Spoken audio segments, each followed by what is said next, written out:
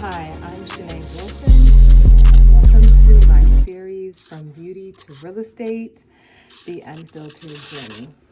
So, today I am going to be diving into why I decided to change my career from the beauty industry to real estate and everything that has come along with that decision.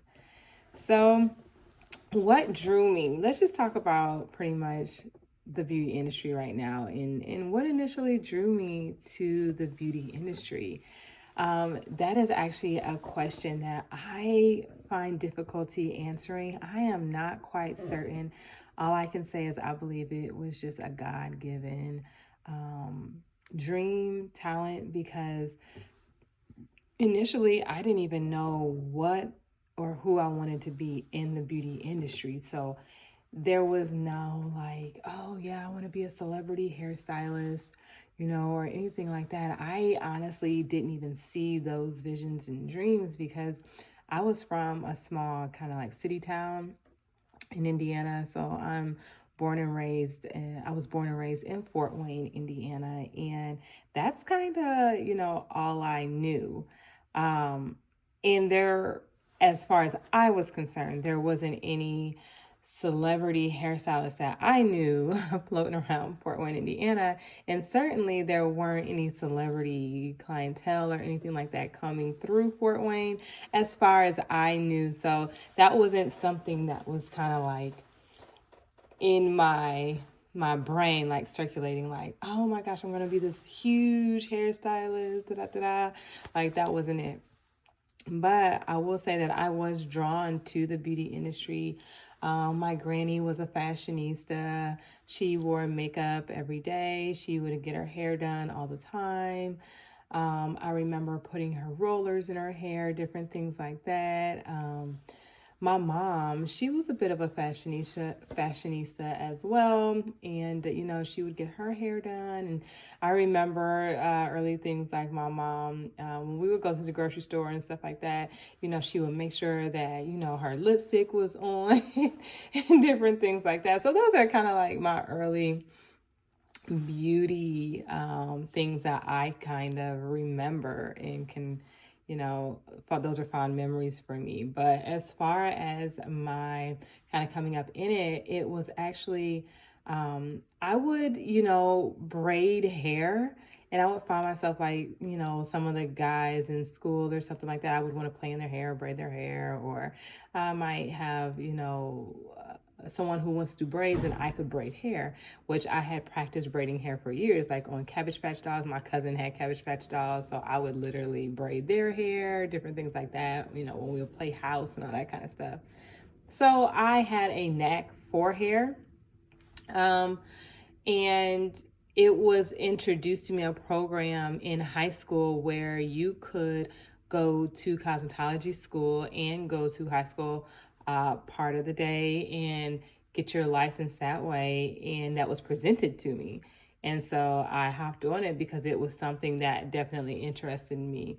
And I learned a lot. I became super, super, super interested in hair and just the mechanics of it and different things like that. And there was a local hairstylist back in Fort Wayne, Indiana, where I'm from, who I really, really, really, you could call her, she was a mentor for me before I even knew what mentor was. And I just loved the way she did hair. She did my mom's hair. Her name was Vicki Williams. And she was amazing. She owned the Pontiac Mall. There was just a lot that amazed me about her. Her work was impeccable. So those were kind of like my early years as far as the beauty industry goes. I had other amazing mentors along the way. Dondra Campbell, who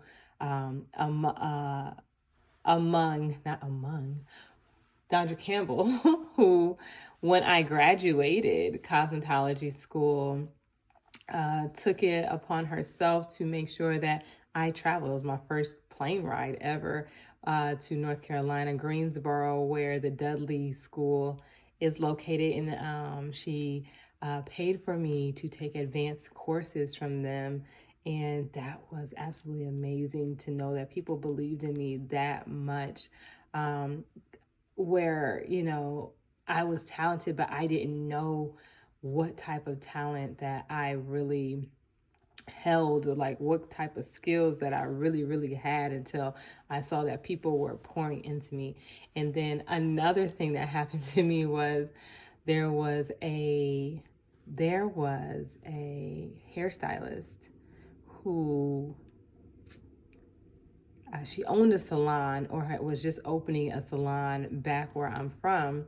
And she sat down with my parents. I can remember coming home one day and she was sitting down with my parents, and I think I will call it like recruiting, like trying to recruit me or whatnot into her salon. And needless to say, that was the first salon that I actually went into as a professional. The actual first salon that I started out in was Headlines at the Pontiac Mall under Vicki Williams. She gave me my first chair ever.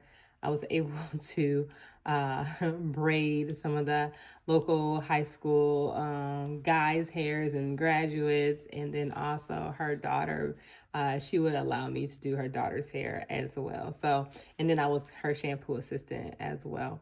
So those are kind of like some of my early times, early years as I can remember in the beauty industry. Just was really passionate about it. I would do people's hair for prom and all this kind of stuff. And I just, man, if I wasn't babysitting, I was doing hair, I was making money. So I was an entrepreneur at the age of 16, and I was just I was doing my thing. So from there, I just fast forward,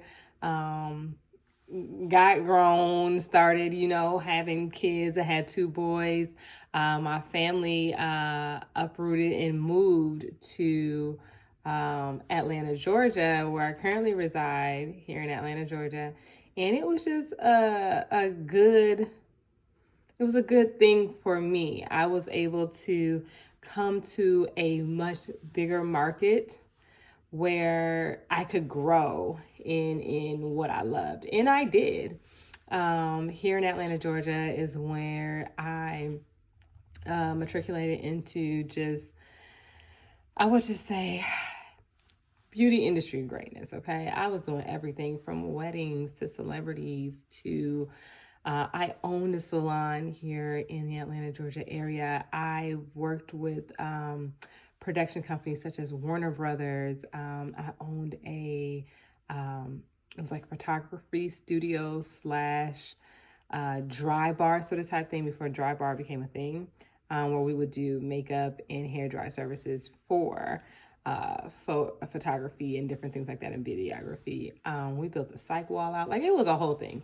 Anyway, just opportunities would just come. And as the opportunities came, I'm one that I'm like, yeah, bet, let's go. Even with two small children, I had a great village, and I'm thankful for that. In my family that was here with me in Georgia, and also friends that I cultivated along the way. So that was really awesome and amazing.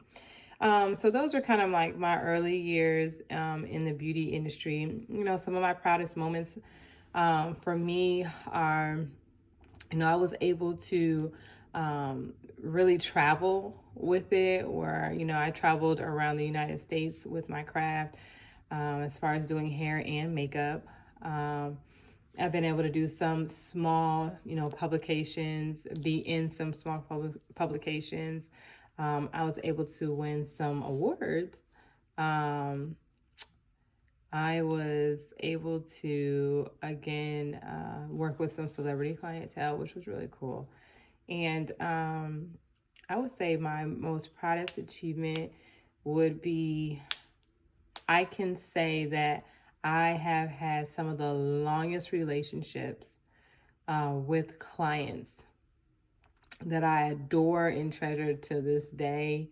that have been with me for a very long time. And that's kind of how I measured my success in the beauty industry. It wasn't really measured by the celebrity figures and all that I had done. It literally was by the fact that I was proud of the fact that my clients, I've seen their children grow up, or their children grew up with my children, or to see them change over time, from when they first came in to where they are now. So that was just something that's always been really neat to me, because I will say it all the time, but I'm addicted to change. Like, I love it.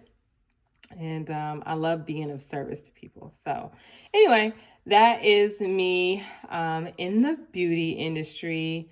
So, you probably thinking, well, girl, you was doing your thing in the beauty industry. You loved it. Like, why the change? And I would have to say what prompted a career change. Honestly, I tell people all the time, I never not liked, these are so double negatives, but I never not liked real estate. In my downtime, you were going to find me watching HGTV, House Hunters, the Magnolia Network, interior design, architecture, different things like that were a passion for me. I remember at one point I thought I was going to go to school for architecture. Yeah, I did. Because it is just something that is so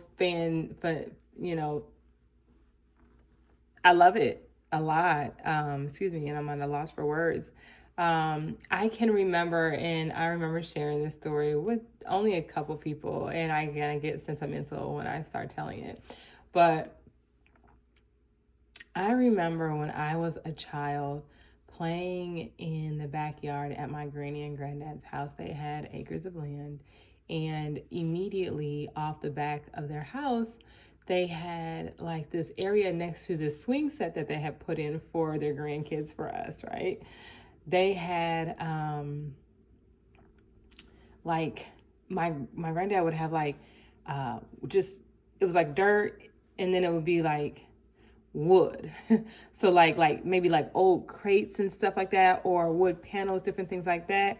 And in his garage, he always had like this desk where it was like hammers and nails and different things like that he would keep in there. And it was actually really quite organized now that I think about it, So we would want to play house, and we would have to build a house and different things like that. And me, I would literally go in his nails and his hammers and get the pieces of wood, different things like that, and literally try to construct a house, literally on top of dirt.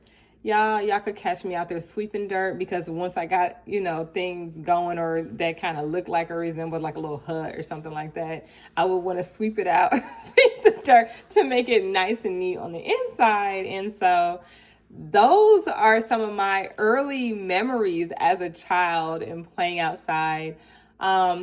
Anything that resembled a home was a home when it came to a house, or that resembled security.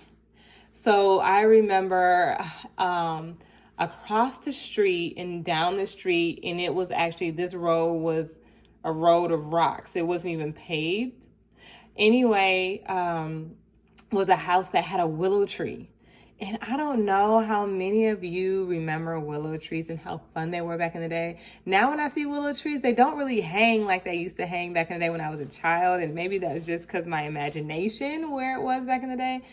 But there was a willow tree, and that was a house. So when we would play house, sometimes I think with that neighborhood kid that maybe stayed over that way, that would be a house. And it was just so beautiful underneath the willow tree, and the branches that hang down were like walls, And so those are just some of my earliest childhood memories that I can really remember. And where my creativity begun. Those are the earliest parts of real estate for me. Okay, so I would have to say that my childhood was probably a little whimsical, to be honest with you. Oh my gosh, I can remember like they had a little, farm where they had they grew different stuff like cucumbers. And I even remember, I think my granddad was trying to grow watermelon or something like that out there. But they also had a blackberry bush because there was and we would go pick the blackberries for my granny. They had an apple tree in the backyard. Yeah, anyway, I was a good Fort Wayne, Indiana country bumpkin, and we spent a lot of summers and days with my granny and them in that backyard, okay? Because if you was inside, you were watching the stories or Oprah. And as much as we love Oprah today, and now I have an appreciation for the stories and what they did, they kept us outside because we did not want to be caught inside having watched some stories, because that meant you're going to go to sleep or take a nap. So anyway, let me get back to what prompted the career change. As an adult, we go through seasons in life, and I have been passionate about the beauty industry literally for all of up to maybe 18 years. And I will probably say around the 18-year mark, I started to lose that passion for wanting to be behind the chair. And when it came to that 19-year mark, that's when I was like, okay, don't want to be behind the chair anymore. Maybe I want to mentor, I want to teach, so let me go ahead and get my teaching license. And that's what I did. I went and I got my teaching license. And so I was licensed to teach that next year. And I said, let me just give myself a year, right?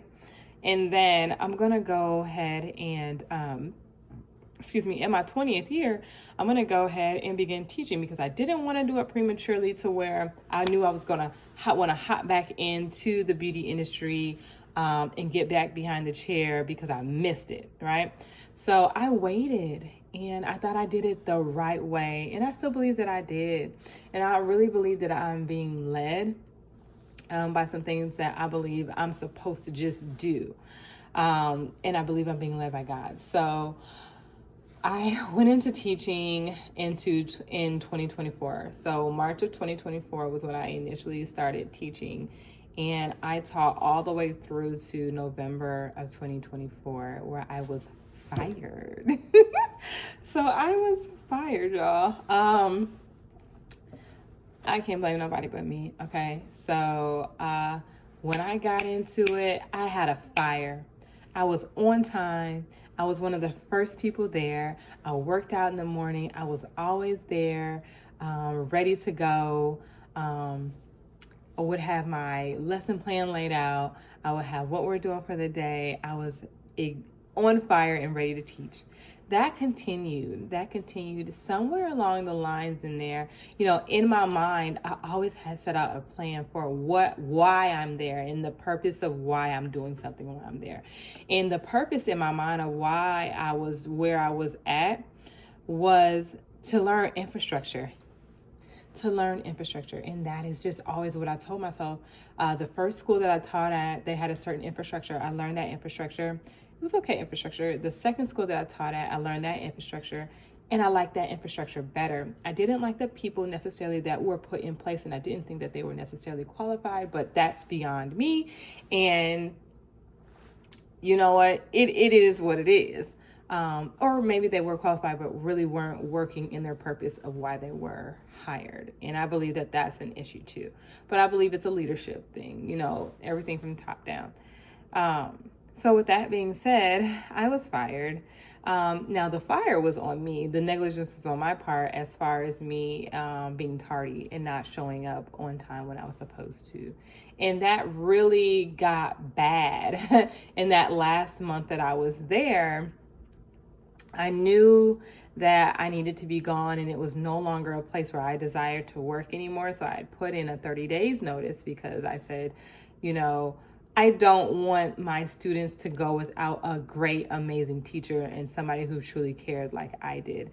Don't get me wrong. Even though I was late, tardy for showing up, I was always there before my students came. I always had the board ready. I always had the curriculum ready, or what we were doing that day and all that kind of stuff. So nothing was ever fly by night or anything like that. However, there's still rules in place. So when you're working for someone else, you got to follow their rules. And so, it was a thing where they ended up letting me go 3 weeks into my 3 weeks into my resignation, which, no worries, no love loss or anything like that, but it is what it is. That catapulted me into saying, you know what? I am going to finally go. No, before I did that, I cultivated a new friend that I met on a set of a music video, which I had went to with my mom. Her friend, she has a lot of ties in the entertainment industry, and a friend of hers needed her to do something on a set. And we were there, and we were on the set, met this friend, and ended up using his properties. He was in real estate and investing and all that kind of stuff, using one of his properties to set up my tent business that I had launched not too long prior. And so, he would let me do that and different things like that. And it was really, really neat. But I can remember him one time asking me, and I believe he asked this because of just how intrigued I was about the property that was his, that we were at. And I have such a weak spot for older homes that have been refurbished or redone nicely. And so I was just harping, and I was just taking in the detail and the architecture and everything that was going on in that home. And I was just in awe of the fact that this young ass man owned this property and others, and was a millionaire. And I was just like, wow, I'm just like in awe. It was like just something that was beyond me. Anyway, I remember him asking as I was waiting on my ride to come and get me, had I ever thought about, a career in real estate? And something just clicked in me, because I remember going home that day and I said, I'm gonna let that be the last person that asked me, because I have been asked this question probably about 5 times over the course of my career in the past. And I said to myself, this is going to be the last person that asked me about real estate. So when I lost my job with the school, immediately I said, all right, I'm going to go ahead and I'm going to do it. And immediately I researched schools, and I was ready. I was ready to go ahead and go into it. So I researched schools. The school that I ended up going with was an online school called Aceable Agent. I love it. I have never been an online school person, but this right here, man, when I tell you, it was a school for dummies, and for me, that was me. I like to be taught like I'm a dummy, like dumb it all the way down. And this school does that. So that's Aceable Agent. And if you're going on there, I'll put a link down in the bottom so you can go ahead and make sure you use me as your referral, okay? But anyway, that was really good. And I really enjoyed that teaching. So then I went from there to go ahead and take my exam. It took me 3 times to pass, y'all. But I feel good, because the average time that it takes for a real estate agent to pass that test and get their license is literally 4 times, okay? So it took me 3 times. I have met people who they're like, oh yeah, it only took me once. And I'm like, girl, like, what did you do? One thing that I will say, that if I had to do it all over again, while I'm going to the school, while I was focused on just getting through the lessons and getting through school, no. If I had stopped to really study, write down the things that I needed to write down to make sure that I knew what I knew, I would have passed it probably on that first try. Absolutely. But I didn't do that.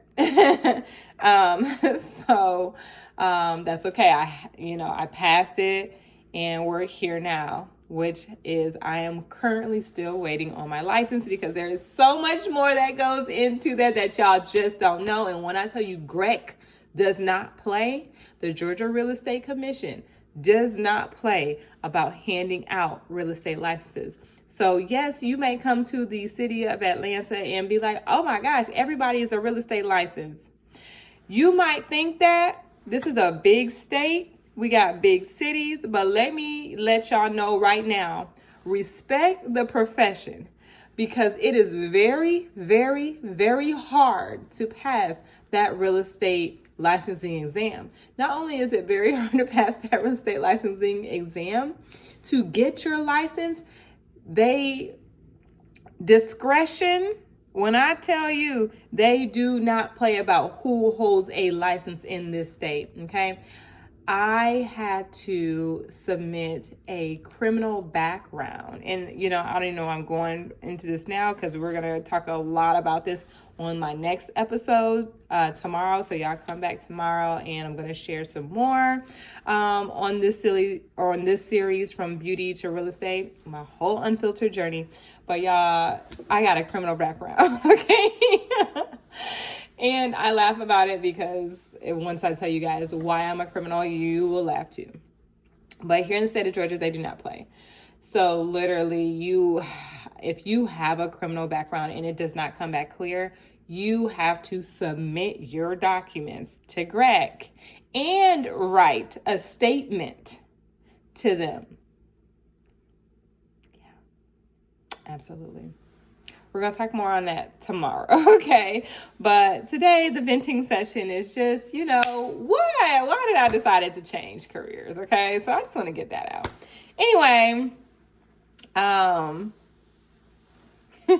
Anyway, I'm excited. I'm excited to just get in there. I have already chosen a firm. I do have a firm that is excited about me coming on board, and I'm excited about coming on board with them.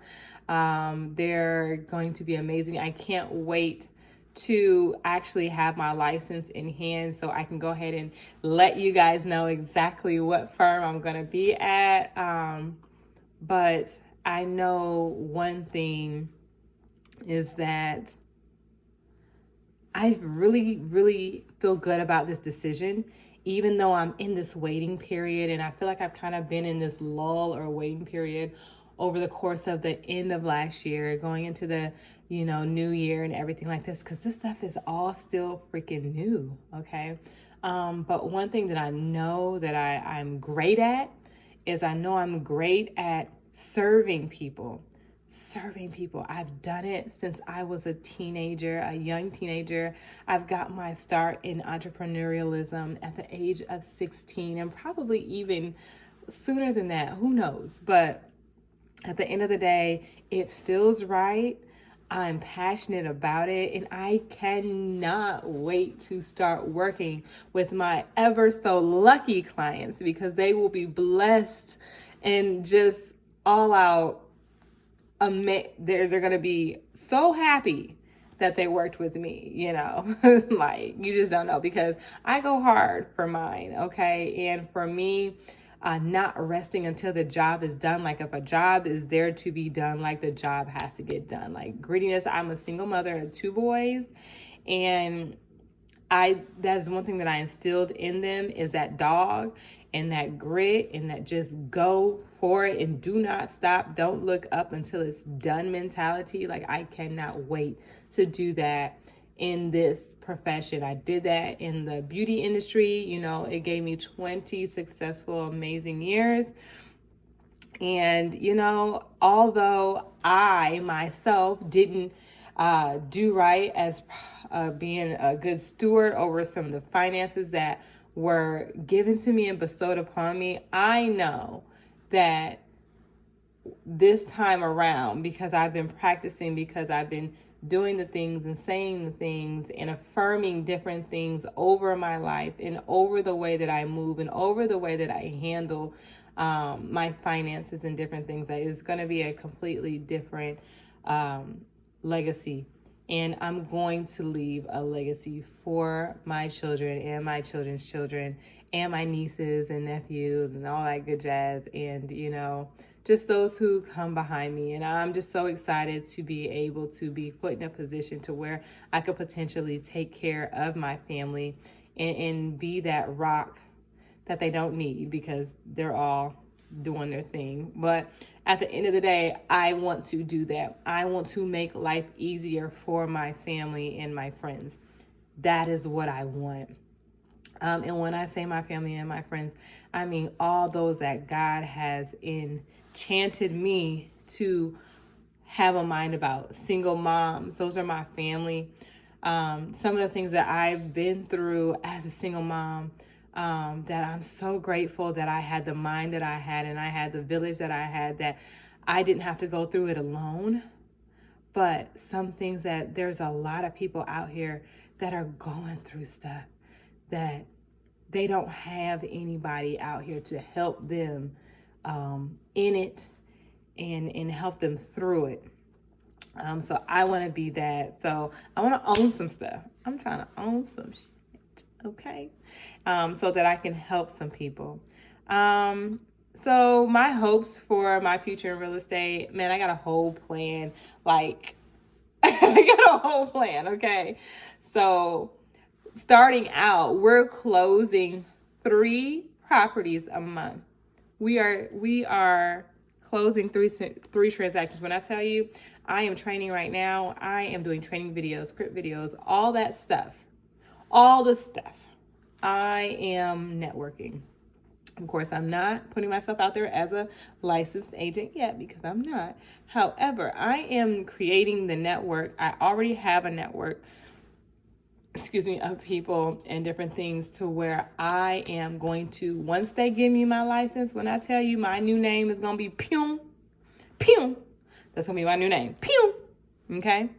So y'all know me as Shanai Wilson today, tomorrow, or whenever they give me my license, you'll know me as Pew, okay? So that's that.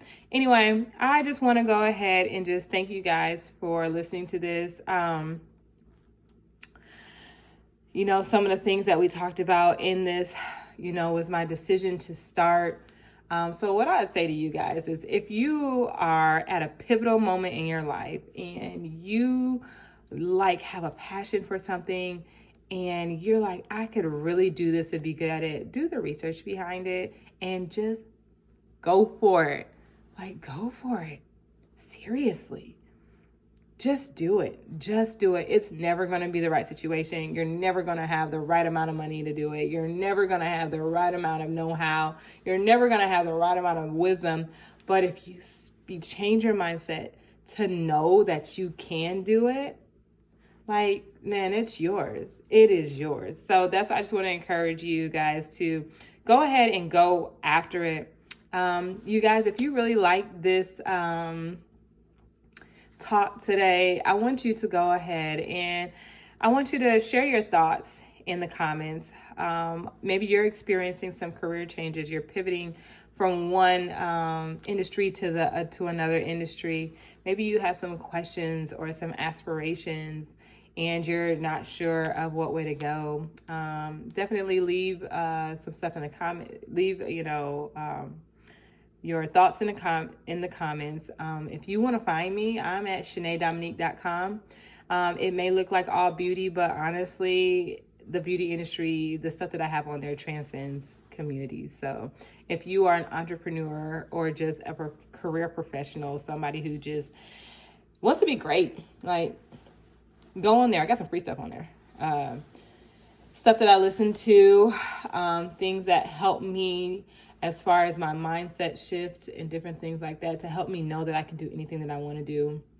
I can share with you guys my daily affirmations as it comes to real estate, because I have actually signed up with a luxury real estate firm. So I will be selling luxury real estate. I'll also be selling anything attached to the ground. But, I just want you guys to know that you can do this, okay? I have a daily success real estate prayer that I've cultivated. So if you guys want to see some of that stuff, let me know.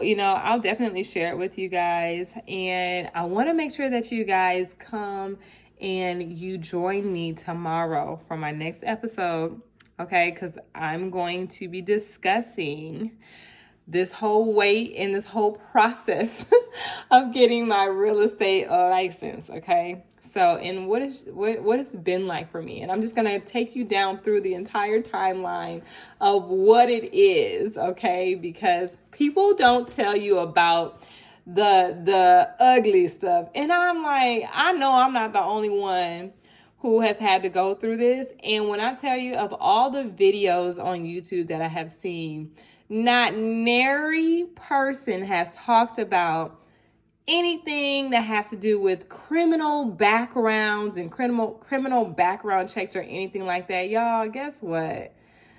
So what? Okay. I'm just going to say it like that. So what? If that's something that you're going through, like, tell people about that. That would have been something that I would have wanted to, definitely know about. Not to discourage anybody, but just to let them know, hey, if anything pops up, just know you're going to be waiting for a second. Anyway, y'all, thank you for joining me. I'm so glad that you are here again. You can find me at ShanaiDominique.com. I am Shanai Sells Atlanta. If you want to get in touch with me through email, you can email me at ShanaiSellsAtlanta@gmail.com. And I look forward to being with you guys on here again. So, toodles. Peace out. If you liked any of these gems, let me know. I'm your girl. Bye.